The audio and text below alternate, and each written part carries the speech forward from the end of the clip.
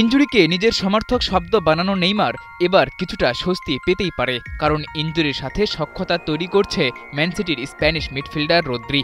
Ballon d'Or জয়ী এই তারকা যেন ফিরতেই পারছেন না ইনজুরি থেকে। এসিএল ইনজুরির কারণে সবশেষ মৌসুমে লম্বা সময় ছিলেন মাঠের বাইরে। ফিফা ক্লাব বিশ্বকাপ দিয়ে ফিরেছিলেন মাঠে, কিন্তু ছিলেন না পুরোপুরি ফিট।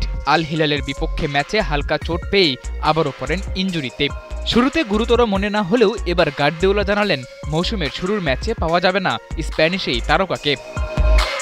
রড্রি সেরে উঠছে, তবে আল হিলালের বিপক্ষে বড় ইনজুরিতে পড়েছিল। গত কয়েকদিন সে ভালোভাবে অনুশীলন করছে। আশা করছি আন্তর্জাতিক বিরতির পরই তাকে পুরো ফিট পাবো। সবচেয়ে গুরুত্বপূর্ণ হলো সে যেন ব্যথা ছাড়া ফিরতে পারে। আমরা চাই না রদ্রি আবার চোট নিয়ে মাঠে নামুক। রদ্রিকে ছাড়া গেল মৌসুমে লম্বা সময় খেলা ম্যান সিটি হারে হারে টের পেয়েছিল তার অভাব।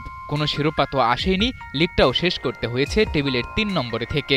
নতুন মৌসুমে গার্দিওলার পরিকল্পনার কেন্দ্রে থাকা এই ফুটবলারকে না পাওয়া ক্লাবটার জন্য বড় এক ধাক্কা।